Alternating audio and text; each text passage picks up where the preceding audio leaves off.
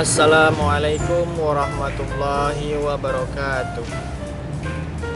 Bertemu lagi dengan saya Ustadz Ruli dalam acara Penyejuk Hati. Alhamdulillah, Alhamdulillahilladzi arsala rasulahu bil huda wad dinil haq liyuzhirahu 'alad dini kulli wa kafa billahi syahida wa kafa billahi alima, amma ba'd. Qala Allah Ta'ala fil Qur'anil Karim, A'udzu billahi minasyaitonir rajim. Bismillahirrahmanirrahim. Qul huwallahu ahad, Allahus samad, lam yalid wa lam yulad wa lam yakul lahu kufuwan ahad.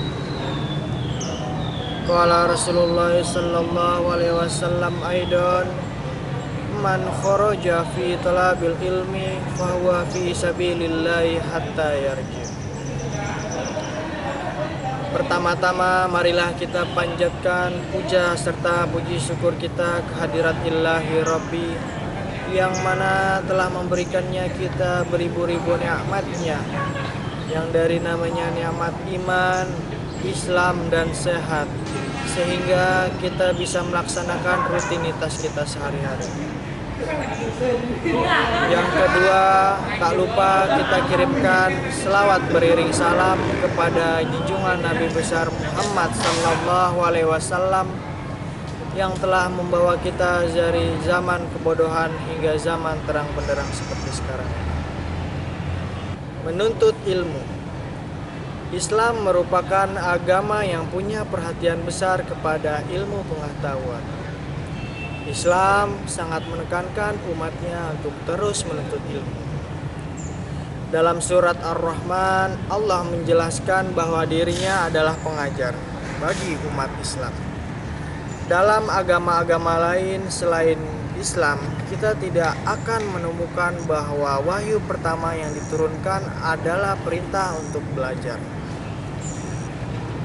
Iqra bismi rabbikal ladzi khalaq. Ayat pertama yang diturunkan Allah dalam surat Al-Alaq. Di dalam ayat itu Allah memerintahkan kita untuk membaca dan belajar.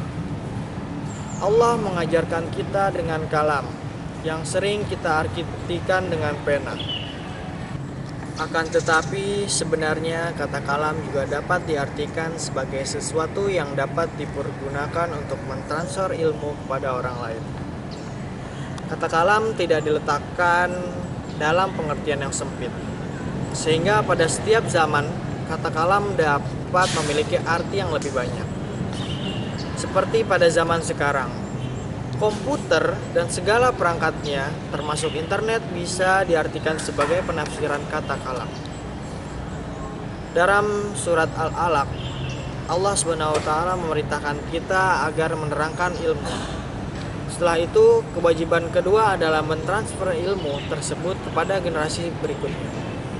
Dalam hal pendidikan, ada dua kesimpulan yang dapat kita ambil dari firman Allah tersebut. Yaitu pertama, kita belajar dan mendapatkan ilmu yang sebanyak-banyaknya. Kedua, berkenaan dengan penelitian yang dapat ayat tersebut, gunakan kata kalam yang dapat kita artikan sebagai alat untuk mencatat dan meneliti yang nantinya akan menjadi warisan kita kepada generasi berikutnya. Dalam ajaran Islam, baik dalam Al-Quran maupun hadis, bahwa ilmu pengetahuan paling tinggi nilainya melebihi hal-hal lain. Bahkan sifat Allah adalah Dia memiliki ilmu yang maha mengetahui semua hal. Seorang penyair besar dalam Islam mengungkapkan bahwa kekuatan suatu bangsa berada dalam ilmu. Saat ini, kekuatan tidak bertumpu pada kekuatan fisik dan harta, tetapi kekuatan dalam hal ilmu pengetahuan. Orang yang tinggi di hadapan Allah adalah mereka yang berilmu. Dalam sebuah hadis, Nabi Muhammad SAW menganjurkan kita untuk menuntut ilmu sampai ke liang lahat. Tidak ada nabi lain yang begitu besar perhatiannya dan penekanannya pada kewajiban menuntut ilmu. Sedetailnya Nabi Muhammad SAW, maka bukan hal yang asing jika waktu itu kita mendengar bahwa Islam memegang peradaban penting dalam ilmu pengetahuan. Semua cabang ilmu pengetahuan waktu itu didominasi oleh Islam yang dibangun oleh para ilmuwan Islam pada zaman itu, yang berawal dari kota Madinah, Spanyol, Cordova, dan negara-negara lain. Itulah zaman yang kita kenal dengan zaman keemasan Islam. Walaupun setelah itu Islam mengalami kemunduran, di zaman itu di mana negara-negara di Eropa belum ada yang membangun perguruan tinggi. Negara-negara Islam telah banyak membangun pusat studi pengetahuan. Sekarang tugas kita untuk mengembalikan masa kejayaan Islam seperti dulu melalui berbagai lembaga keilmuan yang ada di negara Islam. Dalam Al-Quran sudah dijelaskan bahwa orang yang mulia di sisi Allah hanya karena dua hal, karena imannya dan karena ketinggian ilmunya, bukan karena jabatan atau hartanya.